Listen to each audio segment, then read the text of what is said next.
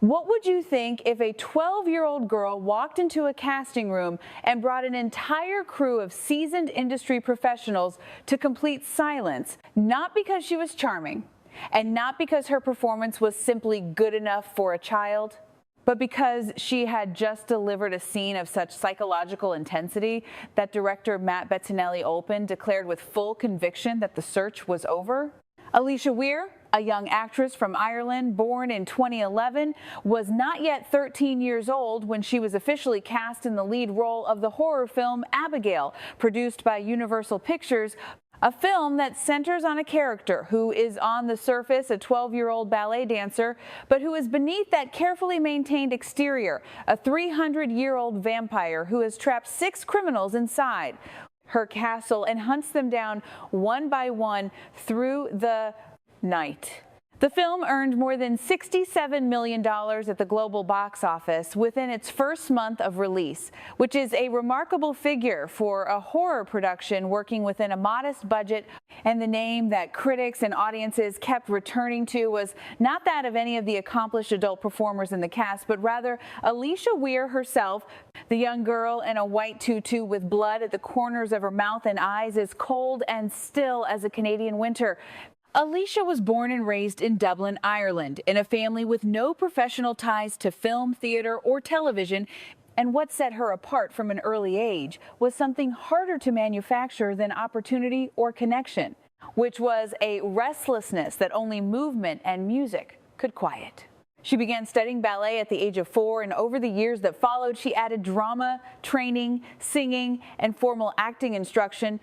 not because her parents imposed it on her, but because she felt at each stage that she had not yet learned enough. The first major turning point in her public career came in 2022 when she was chosen to play the title role in Roald Dahl's Matilda the Musical, a Netflix production that required its young lead to sing, dance, and act at a fully professional standard simultaneously.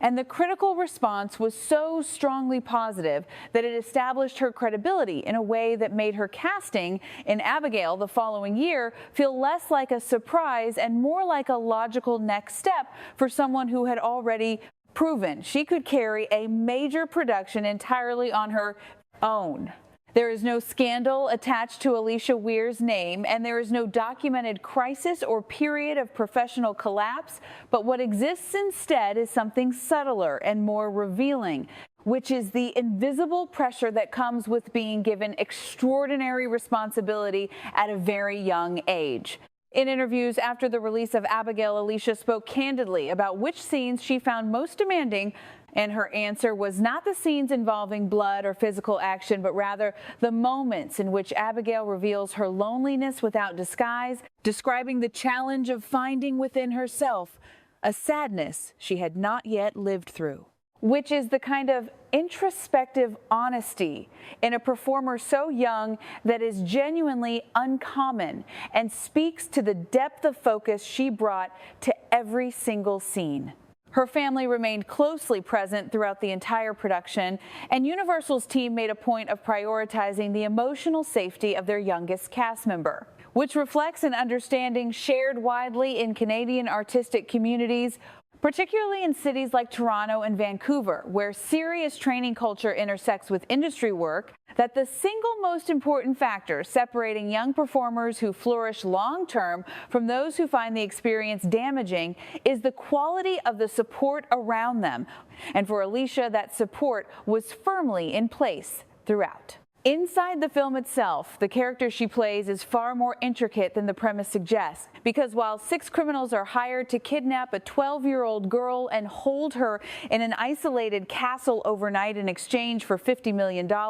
and while the plan seems airtight at the outset, the criminals begin disappearing into the darkness one by one until the group slowly understands that the person they believed was their captive is in fact their hunter. But the film is not actually about a monster at all, because it is about a child who has never been allowed to be a child. And Abigail's surface goal of eliminating the people who dare to take her sits in constant tension with her deeper need,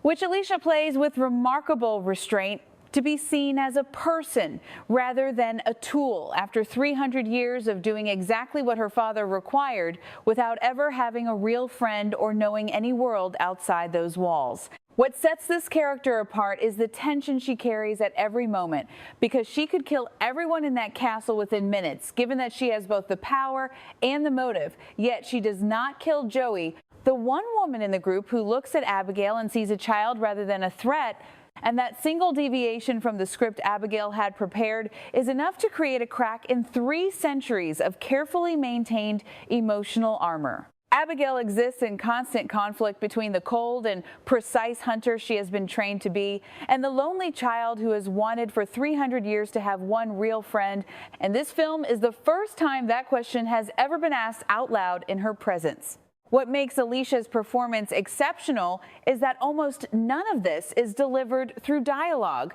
because she communicates through her body instead. And the ballet sequences that appear throughout the film are not decoration, but rather the only language Abigail has for emotions she has never been given words to describe. The way her posture changes when Joey is nearby carries something softer than calculation and something closer to carefully suppressed hope, while the way she lowers her head when she speaks about her father reveals a reflex of submission. So deep it has become entirely physical, even as her mind has quietly begun to question everything she was raised to believe.